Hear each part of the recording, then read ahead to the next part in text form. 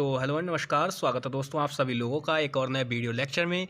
दोस्तों पिछली वीडियो हमने डेमो क्लास रखी थी, उसमें मैंने आपको जस्ट बेसिक जानकारी दी थी। तो आज की वीडियो में बिल्कुल अब हम जो प्रॉपर नोट्स बनाने हैं उनके तरीके से मैं आपको बताऊंगा। तो सबसे पहले हम देखते हैं कि भैया हमारा चैप्टर क्या है। तो चैप्टर है पहला केमिस्ट्री के अंदर आपका ठोस अवस्था यानी सॉलिड स्टेट। इसमें हम क्या देखने वाले हैं, इसमें हम बिल्कुल बेसिक से चलेंगे और बहुत ही अच्छी तरीके से उनको प्रॉपर तरीके से लिखेंगे भी। तो सबसे पहले हमारा क्वेश्चन आता है कि भैया पदार्थ क्या होता है, क्योंकि ठोस अवस्था, जब अवस्था की बात हो रही है तो पदार्थ जरूर होगा। ठीक है, तो पदार्थ की अवस्था होती है ठोस, ये हम अच्छी तरीके से जानते हैं। तो सबसे पहले पदार्थ क्या होता है, तो देखिए प्रत्येक वह वस्तु जो स्थान घेरती है, ठीक है, प्रत्येक वह वस्तु जो स्थान घेरती है जिसका कुछ ना कुछ द्रव्यमान होता है, पदार्थ कहलाती है यानी मैटर कहलाती है, ये आप जानते हो। उसके बाद हम बात करते हैं पदार्थ की अवस्थाएं यानी कि स्टेट ऑफ मैटर, यानी पदार्थ की जो अवस्थाएं होती हैं वो क्या होती हैं। तो देखिए आप सभी लोग जानते हैं कि पदार्थ की 3 अवस्थाएं होती हैं। कौन कौन सी होती है भैया, आपकी ठोस होती है, द्रव होती है और गैस होती है। 3 अवस्थाएं होती हैं, आई होप बहुत अच्छी तरीके से जानते होंगे।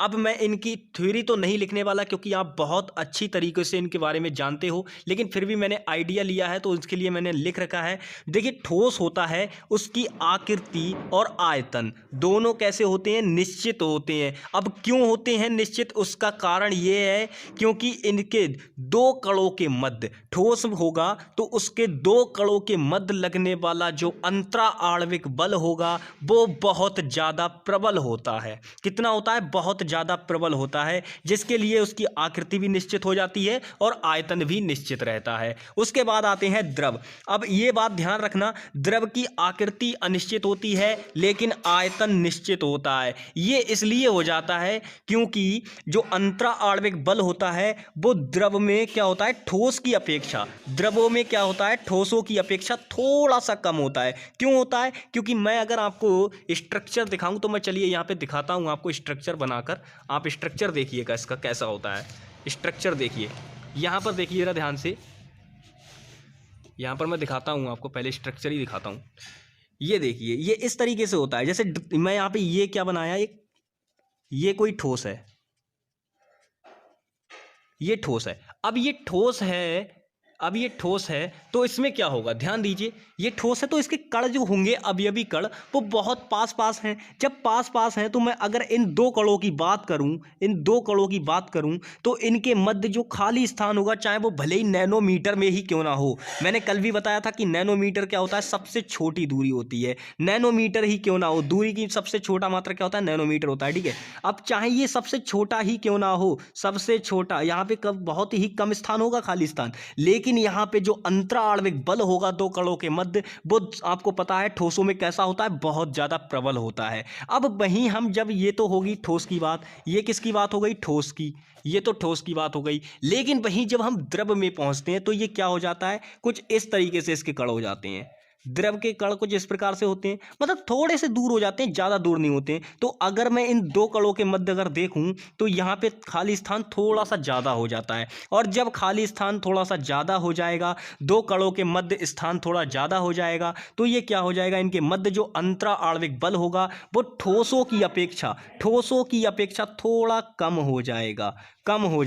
और जब कम हो जाएगा तो भैया ये क्या होगा, थोड़ा सा प्रसार होने लगेगा, इसके जो कण होंगे वो बहने लगेंगे, और यही द्रवों की प्रकृति होती है, यही द्रव होती है। ठीक है, ये बात भी आप समझ गए। चलिए इसके बाद आगे देखते हैं। ये तो आपको मैंने द्रव भी बता दिया। उसके बाद गैस। अब गैस देखिए, आकृति भी अनिश्चित होती है और आयतन भी अनिश्चित होता है। क्यों, जैसे फॉर एग्जांपल आपने देखा होगा, मैंने पिछली वीडियो में आपको बताया भी है अच्छी तरीके से, लेकिन आप ध्यान नहीं दिए होंगे, लेकिन आपको फिर भी पता है कि गैस की आकृति और आयतन दोनों के दोनों अनिश्चित होते हैं। रीजन ये है क्योंकि गैस के जो अणु होते हैं वो बहुत दूर दूर होते हैं, और इनके बीच जो इंट्रामोलिकुलर फोर्स होता है, यानी कि अंतरा आणविक जो बल होता है, वो बहुत ही कम होता है। इसके अणु बिल्कुल फ्री होते हैं। अगर आप कमरे में सेंट छिड़कोगे तो क्या होगा, वो पूरे कमरे में फैल जाएगा, ये होता है। अब देखिए अंतरा आणविक बल, बार बार हम बात कर रहे थे, तो ये अंतरा आणविक बल को हम कैसे करके डेफिनाइन करेंगे, तो मैंने ये लिख रखा है कि पदार्थ में उपस्थित किन्हीं 2 अणुओं के मध्य लगने वाला बल क्या होता है भैया, अंतरा आणविक बल होता है। ठीक है, जबकि 2 अणुओं के मध्य का जो खाली स्थान होता है, मैंने बोला 2 अणुओं के मध्य, मैं अणु लिखा हूं, अणु एक प्रकार का कड़ी होता है, ये बात आप जानते हो, तो वही है सिंपल। ठीक ठीक है। तो दो अणुओं के मध्य का जो खाली स्थान होगा, वो क्या होगा, अंतरा आणविक स्थान होगा। क्या होगा, अंतरा आणविक स्थान, यानी इंट्रामोलिकुलर स्पेस बोलते हो आप, ठीक है। और अब देखिए, अब चलते हैं अपने चैप्टर पे, यानी कि ठोस अवस्था, जो कि हमारा चैप्टर है, इसी में सब कुछ इसी से रिलेटेड मिलेगा। अब चैप्टर में हम घुसे हैं, ये तो सब बेसिक बातें थी, यानी कि ठोस अवस्था। तो पदार्थ की वह अवस्था जिसकी आकृति व आयतन निश्चित होता है, ठीक है, यानी कि पदार्थ की वह अवस्था जिसमें आकृति भी निश्चित होती है और आयतन भी निश्चित होता है, ठीक है। तो वह कौन सी अवस्था कहलाती है, आपकी ठोस अवस्था कहलाती है। समझ गए, आई होप समझ में आ गया होगा, ठीक है। वीडियो से चाहें तो वीडियो से लिख सकते हैं, वरना PDF नोट्स प्रोवाइड करा दूंगा, ठीक है। चलिए इसके बाद आगे चलते हैं भैया।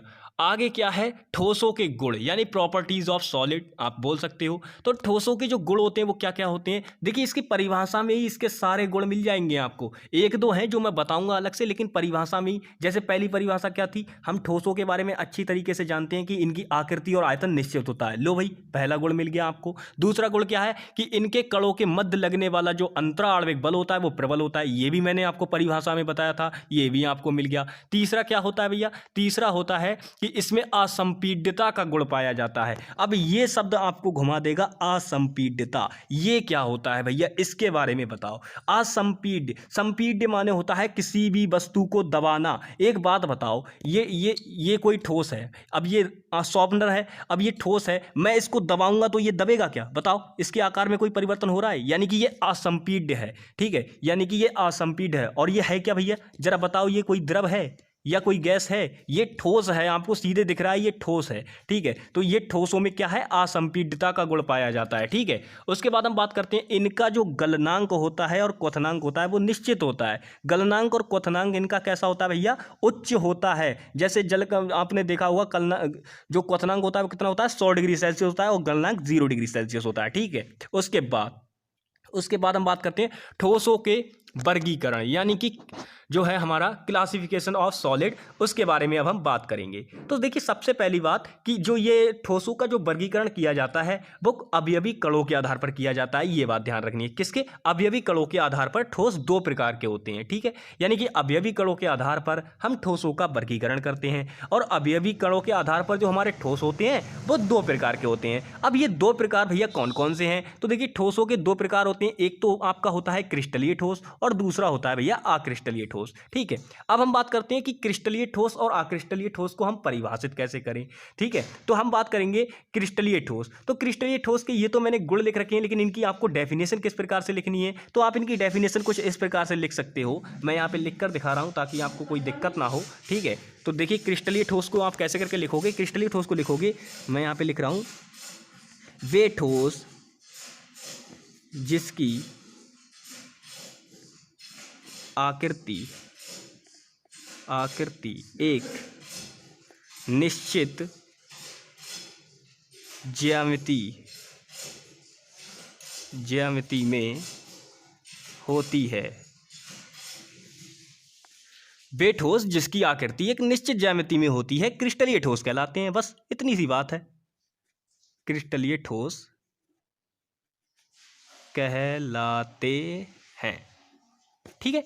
बस इतनी सी बात है दोस्तों। वे ठोस जिनकी आकृति एक निश्चित ज्यामिति में होती है। निश्चित ज्यामिति, जैसे मैंने आपको ये कटर दिखाया, जरा इसको देखो, ये किसकी आकृति का है, देखिए एक फलक, ठीक है, 1 2, ठीक है, 3 और 4 और 5 और 6, यानी कि ये एक घन है। बताओ भाई, एक घन है, बिल्कुल ये घन का आकार का है, यानी कि इसकी एक ज्यामिति है, तो ये क्या है भैया, क्रिस्टलीय ठोस है। इसी प्रकार से यानी कि एक निश्चित ज्यामिति होगी उसकी। जैसे फॉर एग्जांपल निश्चित ज्यामिति, जैसे मान लीजिए कोई भी ठोस है वो इस आकार का हो या इस आकार का हो या इस आकार का हो, तो ये सब क्या होंगे, आपके क्रिस्टलीय ठोस होंगे, ठीक है। चलिए अब आगे देखते हैं, आगे बात करते हैं अक्रिस्टलीय ठोस। अब आप बोलोगे मैंने क्रिस्टलीय ठोस की तो डेफिनेशन लिखा दी, लेकिन अक्रिस्टलीय ठोस की नहीं लिखाई। तो अक्रिस्टलीय ठोस में दोस्तों कुछ नहीं होने वाला है, बस छोटा सा अंतर होगा। जहां मैंने लिखाया था कि इसके आपकी जो आकृति होगी, यानी कि जो ठोस होगा उसकी जो आकृति होगी वो एक निश्चित ज्यामिति में होती, तब तो क्रिस्टलीय था।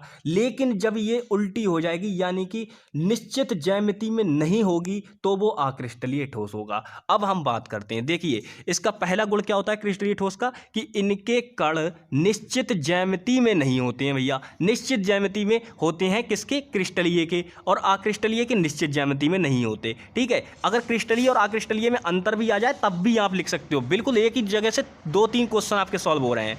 तो इनके कण क्या होंगे, निश्चित ज्यामिति में होते हैं क्रिस्टलीय के। अब ये दीर्घ परासी और लघु परासी भी आ गया, ये क्या होता है भैया, इसके बारे में बताएं, इसके बारे में बताएं। तो चलिए सबसे पहले हम जानते हैं कि दीर्घ परासी क्या होता है। तो दीर्घ परासी दोस्तों कुछ इस प्रकार से होता है, यहाँ पे देखिए क्या होगा दीर्घ परासी में कि 1 2 3 4 5 6 7 8, ये मान लीजिए दीर्घ परासी में कुछ इस प्रकार से होता है कि एक निश्चित आवृत्ति होगी, मतलब निश्चित क्रम होगा इनका। ठीक है, अब निश्चित क्रम होने के साथ साथ क्या होगा, ये इन्हें हम कितना भी बड़ा कर सकते हैं, मतलब इनको कोई इनकी लिमिट नहीं होगी। ठीक है, तो ये जब ये निश्चित क्रम में होंगे तो ये दीर्घ परासी होते हैं। और वहीं लघु क्रम में अब ये टूटते नहीं हैं जल्दी, बात ऐसी है जैसे कि आपने देखा होगा, मैंने आपको कटर को दिखाया, बताओ इसको तोड़ सकते हो, इसको तोड़ सकते हो या इसको तोड़ सकते हो, नहीं टूटेगा ये जल्दी। क्यों नहीं टूटेगा, क्योंकि इसके जो कण हैं वो एक निश्चित ज्यामिति में है। अब आप बोलोगे पेन भैया कौन सी आकृति में है, तो चलिए मैं बताता हूँ कि पेन कौन सी आकृति में है। जरा इसको ध्यान से देखो, इतने एरिया को ध्यान से देखो, पूरे पेन को मत देखो, केवल इतने एरिया को। तो जरा देखकर बताओ ये किस आकृति का है भैया, ये बेलन की आकृति का है। जरा ध्यान से देखो, ऐसे देखो, ऐसे ऐसे, ये बेलन की आकृति का पेन है। अब बेलन की आकृति है यानी कि ज्यामिति है इसकी, तो ज्यामिति है तो ये क्रिस्टलीय ठोस हो गया। तो क्रिस्टलीय ठोस कैसे होते हैं, दीर्घ परासी होते हैं, तो ये टूटेगा नहीं जल्दी। बताओ इसको तोड़ सकते हो, तो यही दीर्घ परासी होता है। और लघु परासी टूट जाता है। ठीक है, यही बात बतानी थी। चलिए इसके बाद आगे बढ़ते हैं। इसके बाद हम बात करते हैं अक्रिस्टलीय ठोसों के बारे में। तो क्रिस्टलीय ठोस आप जान गए होंगे आई होप। चलिए अक्रिस्टलीय ठोसों की बात करते हैं। तो इनके कण निश्चित ज्यामिति में नहीं होते, पहली बात तो ये है। ठीक है, दूसरी बात है ये लघु परासी होते हैं। कैसे होते हैं, लघु परासी होते हैं। ठीक है, ये बात, इतनी बात याद रखनी है। अब इसके बाद हम क्रिस्टलीय और अक्रिस्टलीय में जिसका हमें इंतजार था वो आ गया, इन दोनों का अंतर, जो कि बोर्ड एग्जाम में बहुत ज़्यादा पूछा जाता है। तो इसको जरा ध्यान से देख लीजिएगा भाई, इसको ध्यान से देख लीजिएगा। तो सबसे पहले हम बात करते हैं क्रिस्टलीय ठोस। सबसे पहला अंतर इसकी परिभाषा ही होती है कि इनके जो आकार होता है, यानी कि जो क्रिस्टलीय ठोसों का आकार होता है वो निश्चित ज्यामिति में होता है, और इनका आकार जो होता है वो निश्चित ज्यामिति में नहीं होता है। ये पहला अंतर हो गया। दूसरा अंतर क्या होता है, इनका परास दीर्घ होता है, यानी क्रिस्टलीय ठोसों का परास दीर्घ होता है, और जो आपके अक्रिस्टलीय होते हैं इनका परास लघु होता है। उसके बाद हम बात करते हैं जो इनका गलनांक होता है, यानी क्रिस्टलीय ठोसों का जो गलनांक होता है वो निश्चित होता है, और अक्रिस्टलीय ठोसों का जो गलनांक होता है वो अनिश्चित होता है। ये बात है। ठीक है, चौथा क्या है, इनमें विदलन का गुण पाया जाता है, और जो अक्रिस्टलीय ठोस होते हैं इनमें विदलन का गुण नहीं पाया जाता है। अब ये भैया विदलन गुण आ गया, अब इसका क्या करें, ये क्या होता है भैया, इसके बारे में बताएं। अब आप देखना, जो आपके जो क्रिस्टलीय ठोस होते हैं उन्हें जब आप चाकू से काटोगे तो ये सपाट सतह प्राप्त होती है, यही क्या होती है भैया, विदलन गुण कहलाता है। अब उसके बाद पांचवा अंतर क्या आता है इनमें, कि जो आपके क्रिस्टलीय ठोस होती हैं ये वास्तविक प्रकृति के ठोस होते हैं, और जो अक्रिस्टलीय ठोस होते हैं ये भैया वास्तविक प्रकृति के ठोस नहीं होते। बस इतना सा अंतर है। उसके बाद ये आ गया दैसिकता शब्द भैया, छठा अंतर है इनकी दैसिकता में। अब बिल्कुल जो आपके क्रिस्टलीय ठोस होते हैं इनकी दैसिकता जो होती है वो विषम दैसिकता होती है। अब भैया ये विषम दैसिकता क्या होती है, इसके बारे में भी बताएं। और ये जो अक्रिस्टलीय ठोस होते हैं ये समदैशिक होते हैं। अब समदैशिक और विषम दैशिक ये चीज़ भैया हमें बताएं, ये हमें नई दिखाई दे रही है और हमें समझ नहीं आ रहा है कि ये क्या चीज़ है। तो भैया सबसे पहली बात, जब हमने क्रिस्टलीय ठोसों की बात की तो मैं यहाँ पर दिखाऊँगा आपको। ये देखिए, मैंने मान लीजिए ये कोई कण लिए, ये मैंने क्रिस्टलीय ठोस लिया। ठीक है, मैं क्रिस्टलीय ठोस ले रहा हूँ यहाँ पे, ये मैंने कोई क्रिस्टलीय ठोस ले लिया। ठीक है, अब ध्यान देना, इसकी चालकता और प्रतिरोध, ये दो ही चीज़ें सही है, ज़्यादा लेने जरूरी नहीं है। अब ध्यान रखना, अगर मैं इसके दो कणों के मध्य चालकता और प्रतिरोध की बात करूं तो इन दो कणों के मध्य जो इनकी चालकता में जो अंतर होगा वो बहुत ज़्यादा होगा। कैसा होगा, बहुत ज़्यादा होगा। ज़्यादा होगा। यही विषमदैशिकता होती है। इसमें क्या होगा, दो कणों के मध्य जो ये चालकता और प्रतिरोध होगा, इनका जो अंतर होगा वो बहुत ज़्यादा होगा। यानी कि मान लीजिए अगर इसका प्रतिरोध 10 ओम है तो इस वाले का प्रतिरोध 1000 ओम हो जाएगा, ऐसे करके कुछ। ठीक है, उसी बात हम बात करते हैं समदैशिक। अब समदैशिक में क्या होगा भैया, आक्रिस्टलीय है तो मैं एक काला एक नीला दो काले ले लेता हूँ, फिर उसके बाद 3 काले, कुछ इस प्रकार से। मतलब ये मुझे आक्रिस्टलीय बनाना है तो मैं इसको आक्रिस्टलीय बना रहा हूँ किसी भी प्रकार से। ठीक है, आक्रिस्टलीय बनाना है तो आक्रिस्टलीय बना रहा हूँ। अब ये मैंने आक्रिस्टलीय ठोस बना दिया क्योंकि इसके कण निश्चित ज्यामिति में नहीं है। बताओ भैया, निश्चित ज्यामिति में दिख रहे हैं? नहीं है ना निश्चित ज्यामिति में। तो अब देखिए, इसके दो कणों के मध्य अगर मैं लूँ तो देखिए इसकी जो चालकता होगी, चालकता, ठीक है, इसकी जो चालकता होगी और प्रतिरोध, ठीक है, ये दो कणों के मध्य जो अंतर होगा इन दोनों की चालकता और प्रतिरोध में, दोनों कणों की, वो बहुत कम होगा। कैसा होगा? बहुत कम होगा। इसीलिए ये कैसे होते हैं? समदैशिक होते हैं। ठीक है, तो आई होप कि आप ये समदैशिक और विषमदैशिक भी समझ गए होंगे। बस इतने ही आक्रिस्टलीय और क्रिस्टलीय ठोस में अंतर है और कुछ नहीं है, इतना ही है। ठीक है, इसके बाद आगे चलते हैं भैया, आगे चलते हैं। आगे क्या है? आगे है क्रिस्टलीय ठोसों के प्रकार, यानी कि टाइप ऑफ क्रिस्टलीय सॉलिड। ठीक है, तो क्रिस्टल सॉलिड कैसे होते हैं भैया, देखते हैं। तो क्रिस्टलीय ठोस आपके 4 प्रकार के होते हैं। कौन कौन से होते हैं? सबसे पहले सहसंयोजी ठोस, आणविक ठोस, आयनिक ठोस और धात्विक ठोस। अब ये जो वर्गीकरण किया गया है ये अंतरा आणविक बल के कारण, बल के आधार पर किया जाता है। ठीक है, अब सबसे बाद हम बात करते हैं सहसंयोजी ठोस क्या होता है। तो वे ठोस, ठीक है, सहसंयोजी ठोस हम देख रहे हैं। तो वे ठोस जिनके अवयवी कण परमाणु होते हैं, जो कि सहसंयोजी बंध द्वारा जुड़े होते हैं, इनका आकार बहुत विशाल होता है, ये सहसंयोजी ठोस कहलाते हैं। ध्यान दीजिएगा, सबसे पहली बात, वे ठोस जिनके अवयवी कण परमाणु होते हैं। कौन से होते हैं भैया? क्या होते हैं? परमाणु, परमाणु होते हैं। ठीक है, ब्लैक पेन यूज करता हूँ। ठीक है, और ये कौन से बंध द्वारा जुड़े होते हैं? सहसंयोजी बंध, यानी कोवैलेंट बॉन्ड, जिसके बारे में आप पढ़ चुकी हो फर्स्ट ईयर क्लास में। और इनका आकार बहुत विशाल होता है और ये सहसंयोजी ठोस कहलाते हैं। बस इतनी सी बात है, परिभाषा याद। अब उसके बाद गुणों की बात करते हैं। तो इनके मध्य जो दोस्तों सहसंयोजी जो बंध होता है वो बहुत प्रबल होता है और इनका जो गलनांक होता है वो बहुत उच्च होता है और ये विद्युत के रोधी होते हैं। इतनी बात है। इसके बाद इनके हम एग्जाम्पल देखते हैं। हीरा और ग्रेफाइट, ये भैया आपके क्रिस्टलीय ठोसों के, वो आपके सहसंयोजी ठोस के उदाहरण है। अब ये हीरा जो है ये विद्युत का क्या होता है भैया? कुचालक होता है, विद्युत का कुचालक होता है। लेकिन वहीं अगर हम ग्रेफाइट की बात करें दोस्तों, तो ये आपका जो विद्युत का सुचालक होता है, क्योंकि ये एक एक्सेप्शन है, यानी कि अपवाद है। इसके बारे में काफ़ी लोग जानते भी होंगे क्योंकि फर्स्ट ईयर में ये बताया गया है। चलिए इसके बाद आगे बढ़ते हैं। आयनिक ठोस क्या होता है? आयनिक ठोस देखते हैं दोस्तों, आयनिक ठोस देखते हैं। तो वे ठोस, ध्यान दीजिए, वह ठोस जिसके अवयवी कण आयन होते हैं आयनिक ठोस कहलाता है। यार बताओ कितनी सिंपल डेफिनेशन है, जरा ध्यान से देखो इसको, कितनी सिंपल डेफिनेशन है। वह कण, वह ठोस जिसके अवयवी कण आयन होते हैं, भैया आयन होते हैं तो कैसा हो जाएगा? आयनिक ठोस हो जाएगा। नाम से परिभाषा मिली, जैसे NaCl सोडियम क्लोराइड यानी कि साधारण नमक, ठीक है, मैग्नीशियम क्लोराइड, ये देखिए ये यहाँ पे, ये भी आयनिक ठोस है आपका। अब इनकी विशेषता क्या होती है?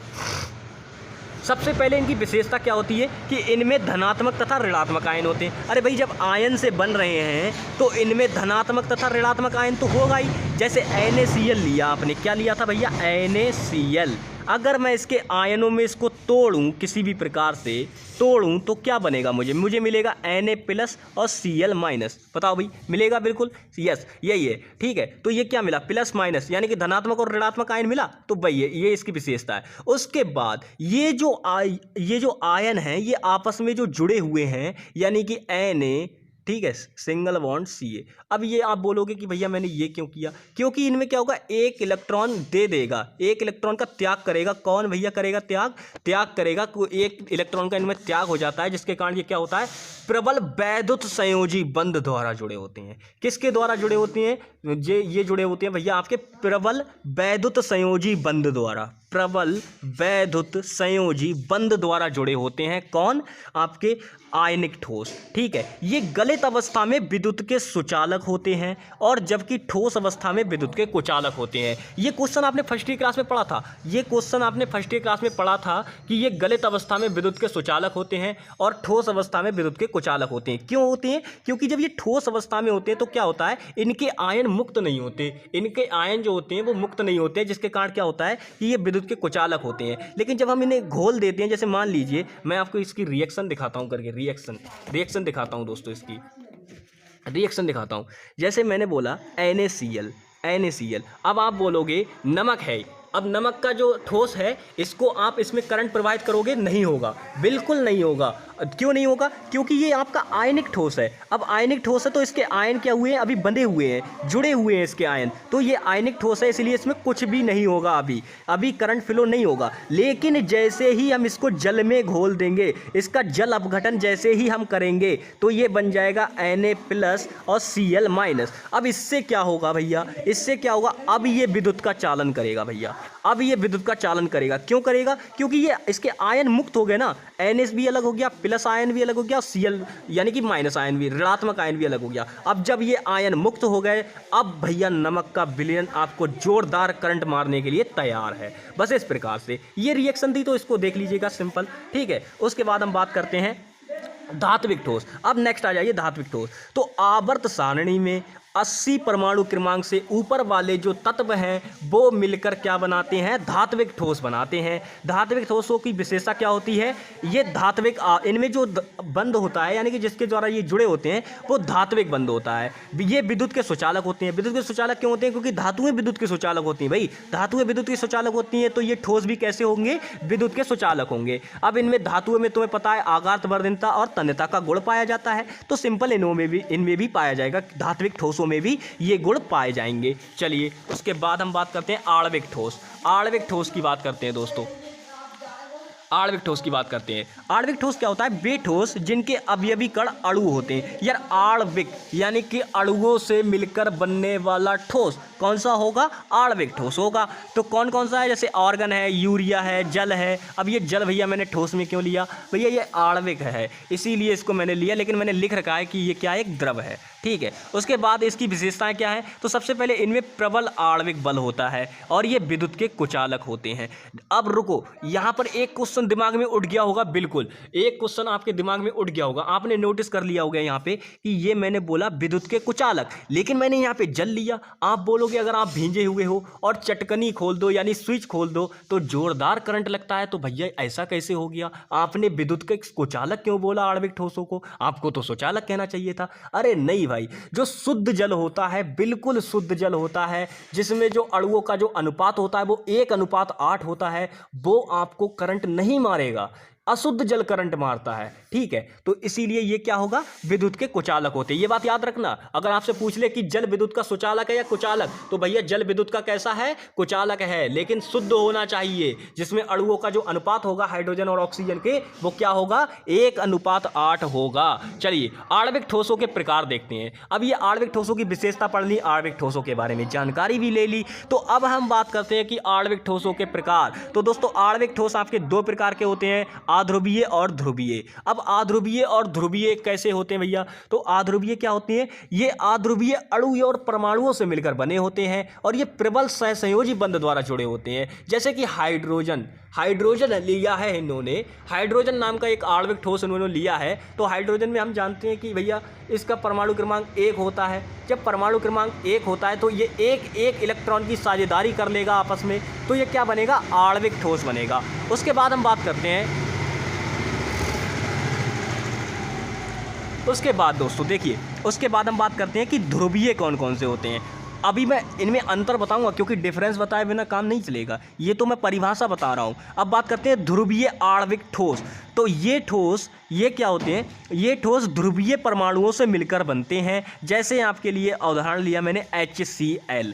HCl इनमें क्या होगा, अब देखिए इनका अंतर वैसे तो हमको फर्स्ट ईयर में पढ़ाया जा चुका है, अब वो आपकी बात है कि आपने ध्यान से पढ़ा है या नहीं पढ़ा है, लेकिन मैं फिर भी आपको क्लियर करूंगा। लेकिन उससे पहले ये आप लास्ट चीज़ और देख लीजिए जो आज के टॉपिक में है, H आवंदित आणविक ठोस। ये क्या होता है भैया, तो अणुओं से तो मिलकर बनेगा, क्योंकि आणविक ठोस है तो अणुओं से तो मिलकर बनेगा ही, लेकिन इनके मध्य एक काम और हो जाता है, हाइड्रोजन बंध और बनता है भैया, हाइड्रोजन बंध। जैसे H2O, ठीक है, HF और NH3 यानी अमोनिया, जल, अमोनिया और HF, इनमें जो बनने वाला जो बंध होगा वो भैया आपको सब बिल्कुल बताया गया है, आपको ये भी फर्स्ट ईयर में बताया गया है कि हाइड्रोजन बंध बनता है इनके मध्य। क्यों बनता है, क्योंकि जरा ध्यान से देखो, यहाँ पे N है नाइट्रोजन, यहाँ पे फ्लोरीन है और यहाँ पे O है, और आपको एक ट्रिक बताया गया था FON। जब अधिक विद्युत ऋणात्मकता वाले तत्व मिलेंगे तो ये अधिक, इनसे क्या करेगा, हाइड्रोजन जो होगा वो अधिक विद्युत ऋणात्मकता वाले तत्व के साथ जुड़कर हाइड्रोजन बंध का निर्माण करता है। ये बात आपको बताई गई थी, ये ट्रिक भी बताया गया था। तो चलिए अब हम बात करते हैं कि ध्रुवीय और अध्रुवीय ये क्या चीज़ होती है, इसको मैं समझाता हूँ। तो सबसे पहले मैं बात करता हूँ ध्रुवीय, ध्रुवीय, ध्रुवीय, इसकी बात करता हूँ मैं। चलिए दोस्तों देखते हैं, ध्रुवीय की बात करता हूँ मैं। तो ध्रुवीय में देखिए दोस्तों क्या होगा, इसमें क्या होगा कि जैसे मान लीजिए ध्रुवीय में मैं एक आणविक ठोस ले ही लेता हूँ HCl। जरा मुझे बताओ ये H+Cl अगर मैं कर लूँ कोई दिक्कत, अभी कोई दिक्कत नहीं होगी भैया, अभी कोई दिक्कत नहीं होगी। ये प्लस है, ये माइनस है, अभी आप बोलोगे ये तो आयनिक ठोस बन गया। अरे रुको यार, इंतजार करो, रुको एक मिनट। अभी देखो जरा इसका मुझे परमाणु क्रमांक बताओ, एक, इसका 2, 8, 7, क्योंकि 17 होता है। अब ये क्या करेगा, ये हाइड्रोजन क्या करेगा, ये देखिए ये बोलेगा कि मुझे एक दे दे, मैं साझेदारी, लेकिन ये क्या करेगा, एक एक इलेक्ट्रॉन की ये साझेदारी कर लेंगे। पहले ये एक इलेक्ट्रॉन इसे देगा, फिर ये एक इलेक्ट्रॉन इसे देगा, तो ये क्या करेंगे, एक एक इलेक्ट्रॉन की साझेदारी करके ऐसे करके बंध बना लेंगे, ऐसे करके, ठीक है। तो इनके मध्य क्या करेगा, ये H ऐसे करके बनेगा। लेकिन अब इन्हों एक बात बताओ, एक एक इलेक्ट्रॉन की साझेदारी हुई, इसीलिए सिंगल बंध बना इनके मध्य। लेकिन ये ध्रुवीय अध्रुवीय तो अभी आपने बताया ही नहीं, तो मैं वही बताने जा रहा हूँ।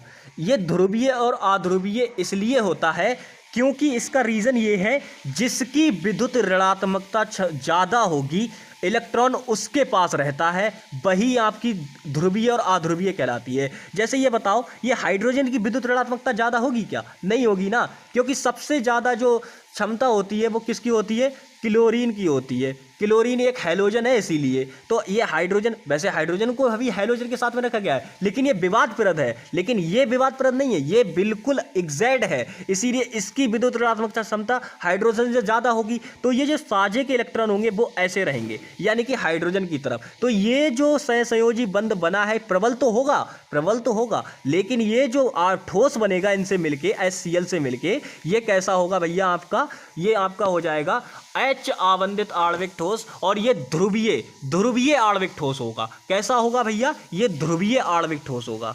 समझ गए ध्रुवीय का कॉन्सेप्ट। अब नहीं भूलोगे जल्दी, क्योंकि ध्रुवीय में क्या होगा, जो अणु होंगे, जो साझे के इलेक्ट्रॉन होंगे, वो एक ही परमाणु के पास रहेंगे, ना बीच में रहेंगे ना इधर उधर, केवल एक परमाणु के पास, जिसकी ताकत ज़्यादा उसके पास रहेंगे। बस इतनी बात याद रखनी है। उसके बाद अध्रुवीय के कॉन्सेप्ट समझाता हूँ।